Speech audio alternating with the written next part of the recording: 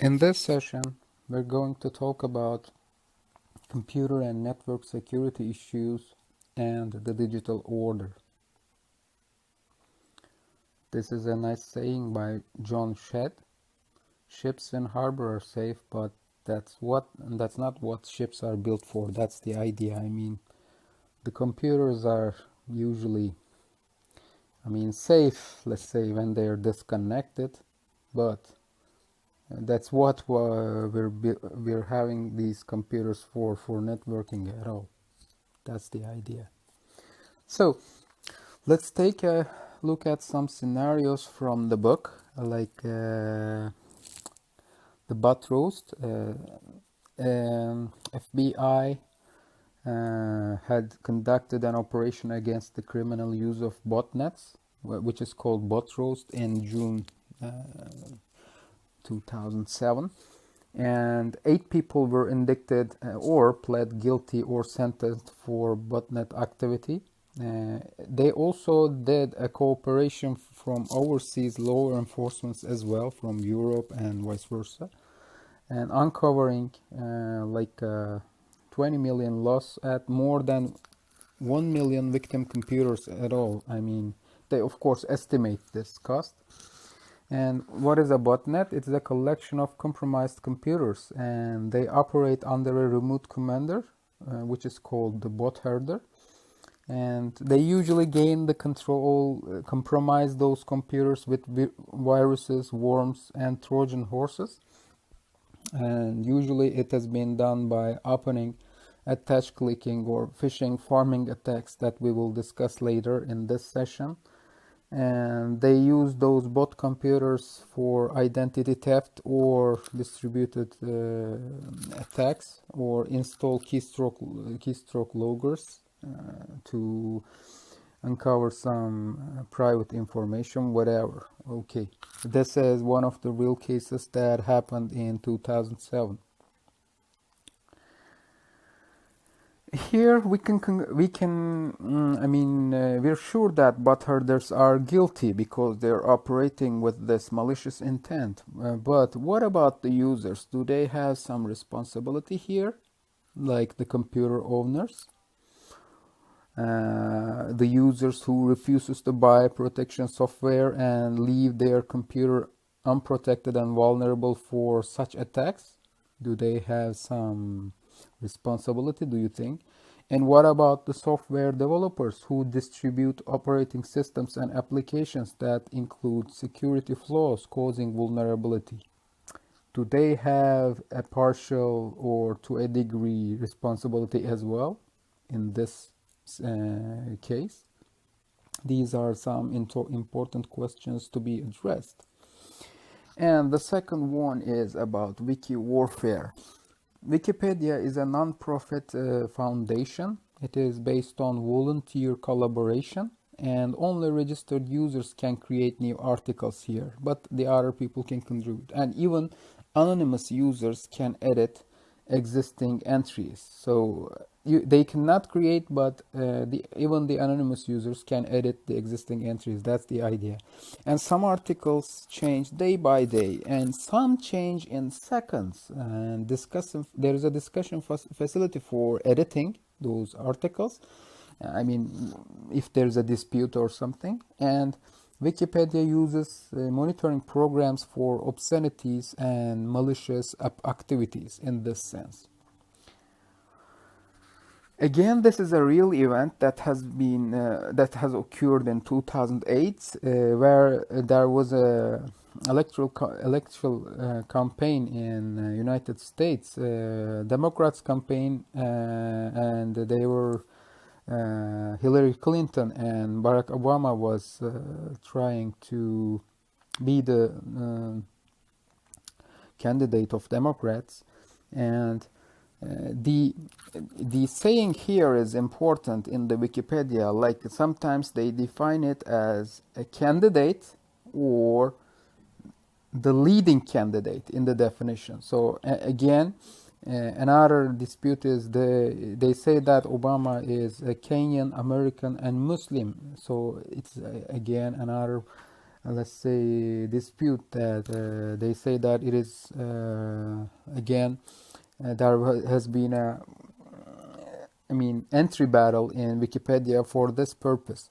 A volunteer contacted Wikipedia admins and false claimers are booted in this sense. However, again, they use some false identities and come back later with other usernames. So this is also another real event online. And I think this is the last one. Yeah. A dispute between Yahoo and French organizations about the Nazi memorabilia. In 2000, two French organizations, like anti-Semitism against organizations, sued Yahoo in a French court that Yahoo allows trafficking Nazi goods in France. And Yahoo initially they said that how can a French law cover a U.S. operating company in U.S. and they shrugged off the suit, but French lawyers kept on insisting that no permission for racism in writing, TV or radio, and there is no reason to exclude the internet as well for trafficking Nazi goods. And Yahoo responded with impossibility defense. How can I stop this? They say that it's technically impossible.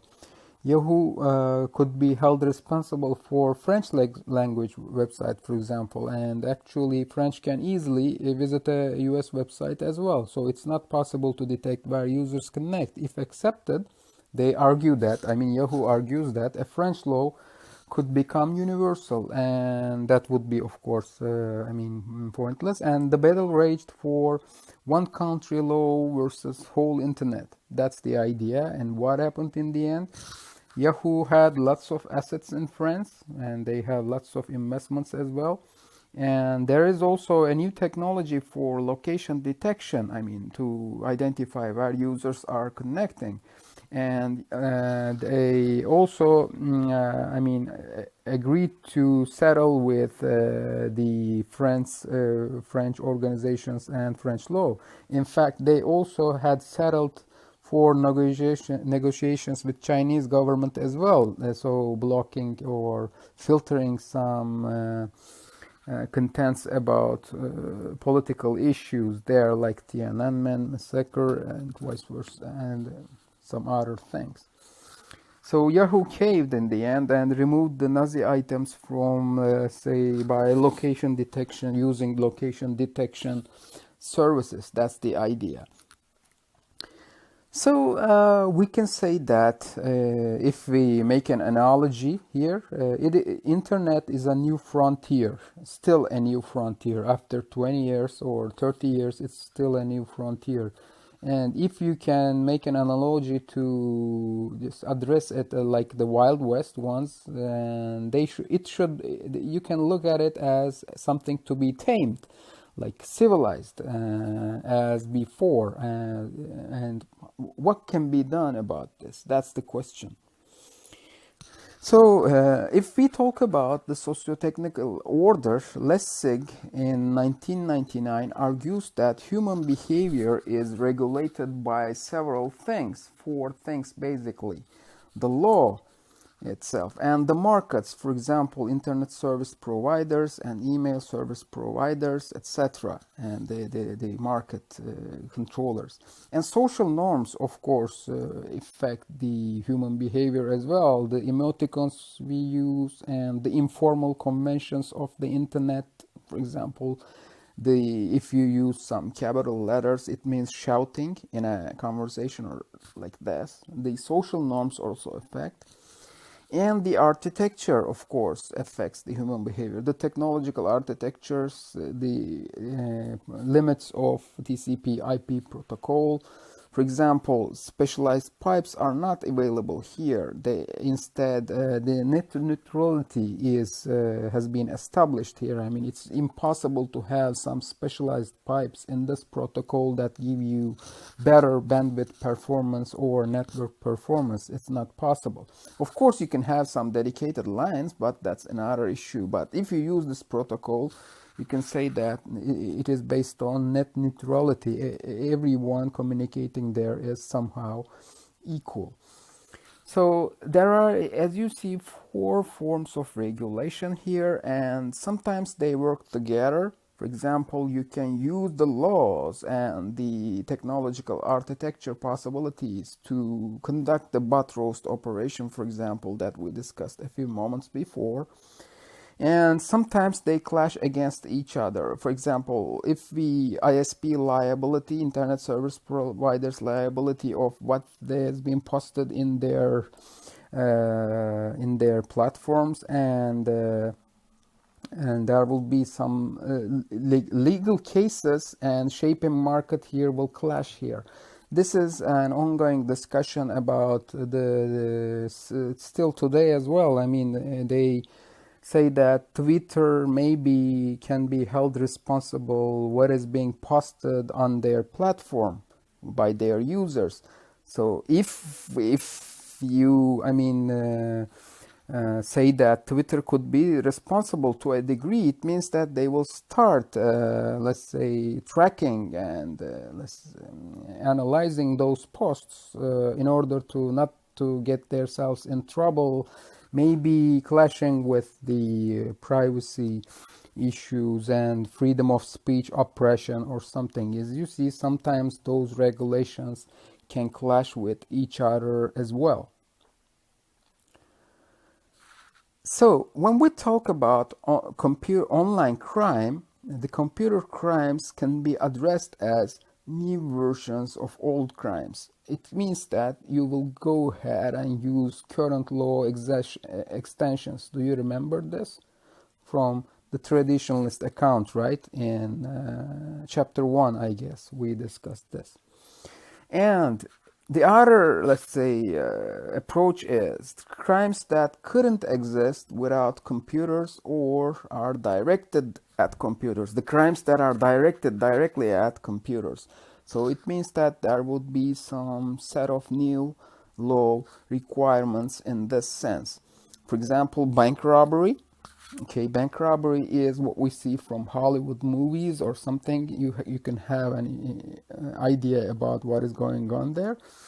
So a bank robbery which is physical, it includes a physical risk at all, a risk of death, for example, on site in the bank, for example. But a bank robbery with a computer has no physical risk at all. So it means that maybe it should be addressed in a different manner.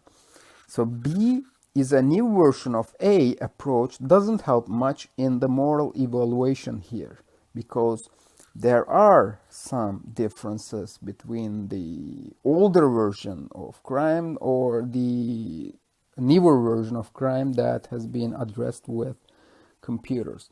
So conceptualizing the new behavior is needed. Definitions are important here for deciding whether a new law is needed or not. For example, phishing versus offline fraud. We will see what phishing is, like tricking users to enter their credentials in fake websites or something. And face-to-face or non-delivery fraud again. So we need to define whether new laws are needed to handle such situations. Here, analogy equivalence, although important, isn't that important in this case. Normally it's important, but it isn't so much important here. Maybe in order to address the situation, yes, it could be useful, but moral equivalence should be considered here. And it has been said that the most common crime on the internet was internet auction fraud. As of 2007, like almost half of the fraud were internet auction frauds. As we check for the current trends as of 2019, I look for this. The most popular type of attacks has become the phishing, wishing, smishing, and pharming attacks, and then the internet auction frauds. Here, as you see, it's in second place now. This was in the top place as of 2007, but these type of attacks are much more common as of today, and we will see what type of attacks or online crimes are here, and we will try to explain or address them briefly, shortly.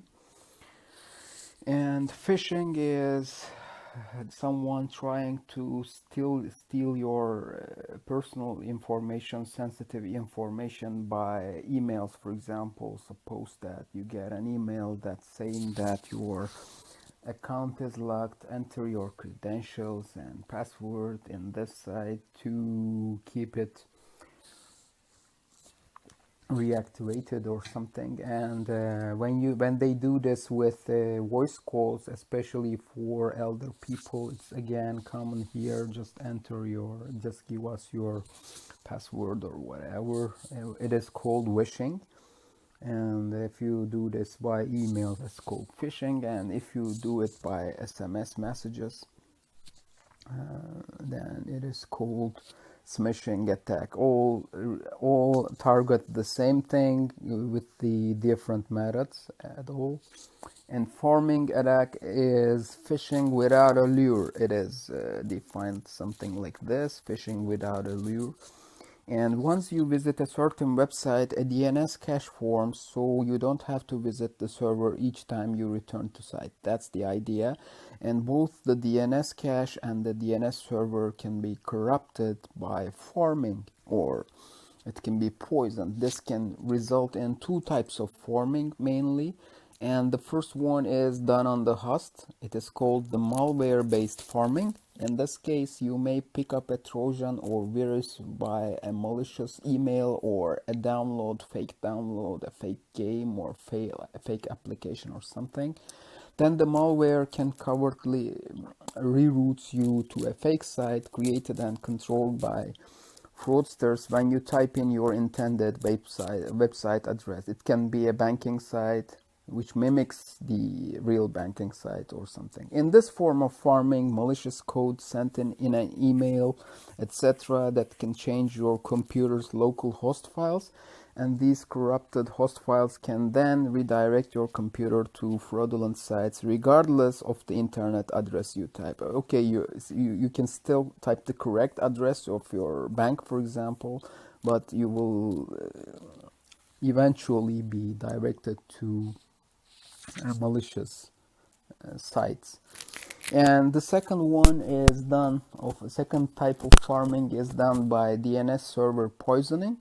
And domain name systems are the computers on the internet that direct your website requests to the right IP addresses, and a rogue corrupted DNS server, however, can direct your network traffic to an alternate fake IP address. That's the idea.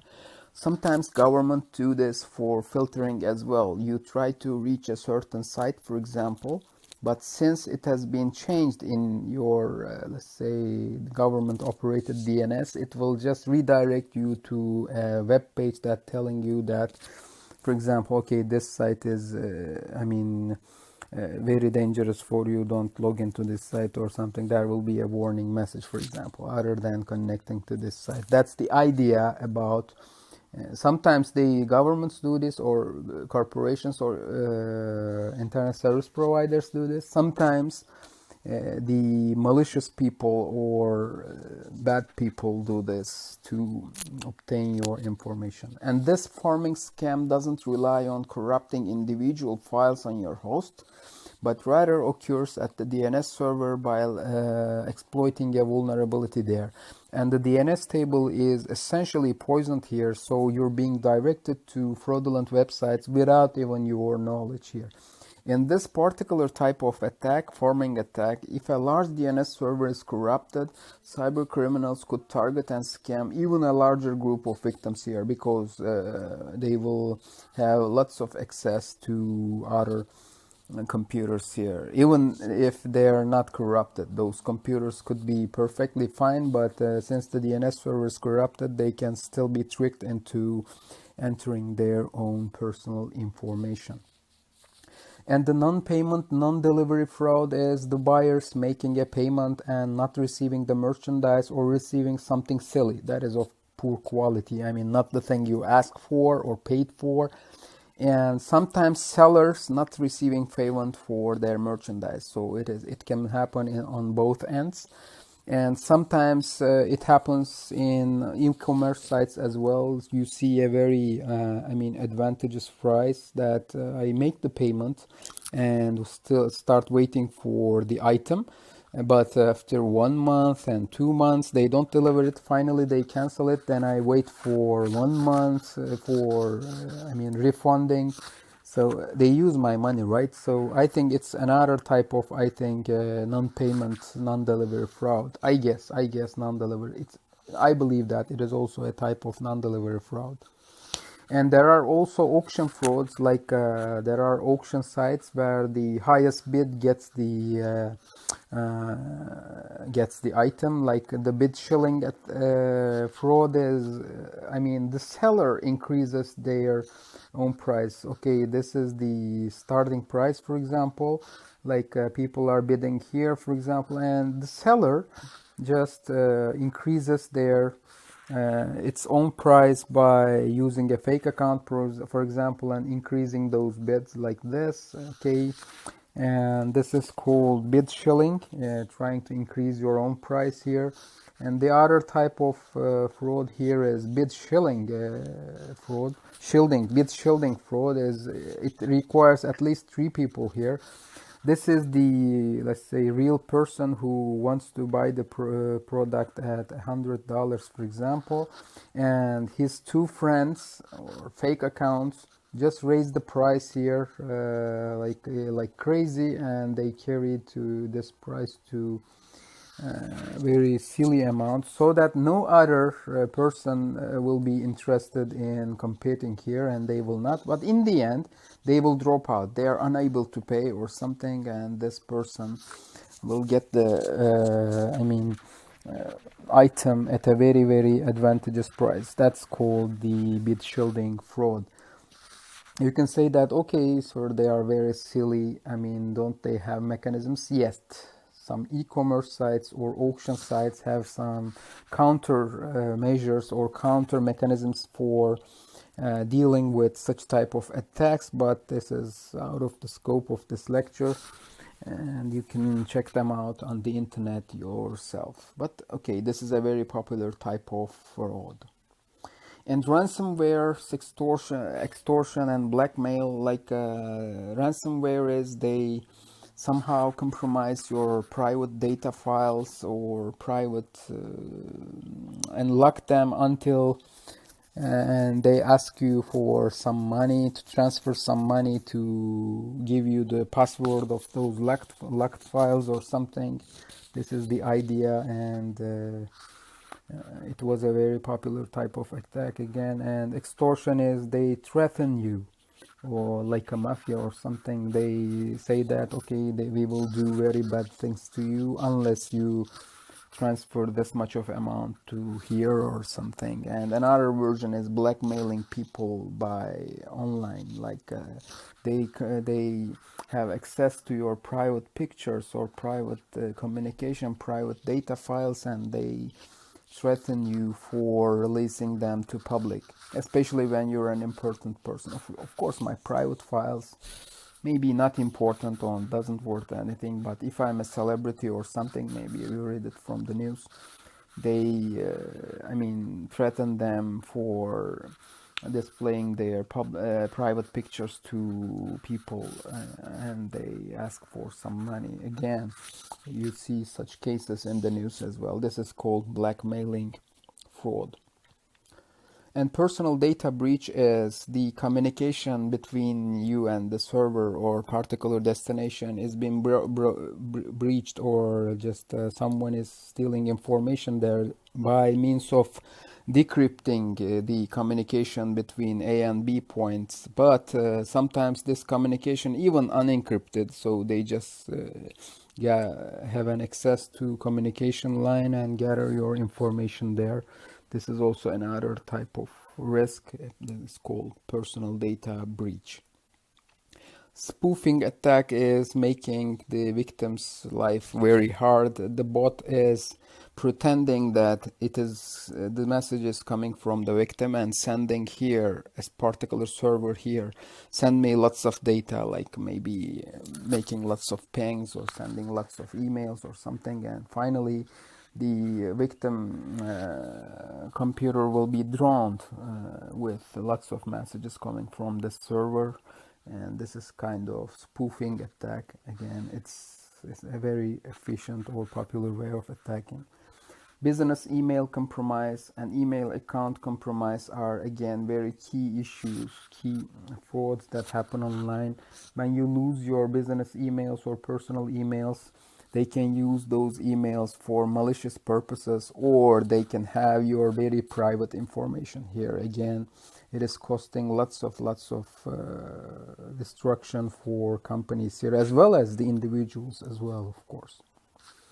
And confidence fraud, romance fraud is very popular. Again, people are using social networking sites, matchmaking sites, and online dating sites, and trust some people there with the hope that they can meet somehow. They easily can give their personal information to those evil people, or sometimes even they send some money to those people with the hope that they will eventually have a relationship with them. This is again a very popular type of fraud today.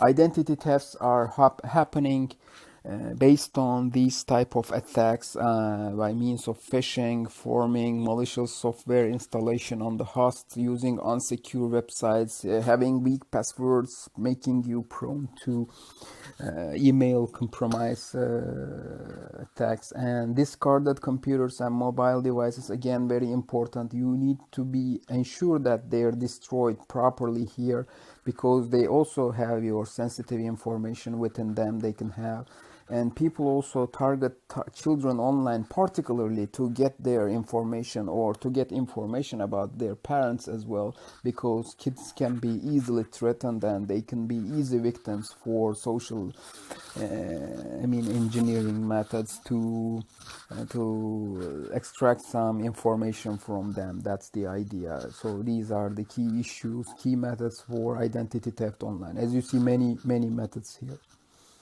And overpayment fraud is if someone is selling something for this price, for example, the attacker makes a payment like this and then contacts the seller and tell me, please send me my overpayment money back so that I can make the purchase, otherwise I will cancel the order or something like this.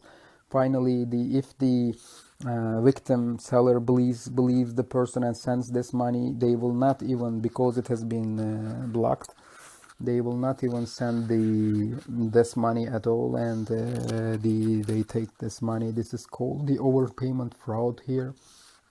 And advance fee fraud is again a very popular one. Just in case that you will have access to lots of money, you make this simple payment to us as an initialization cost or advance fee. So again, if the victim pays this price, she will get nothing and lose the money. That's another type of fraud, which is called advanced fee fraud. So why are all these happening? This online crime is going on because the distinctiveness of information technology, again, that we discussed this in chapter 3, if you remember. It's the global scope of the internet or information societies, many-to-many scope, and we have special identity conditions here.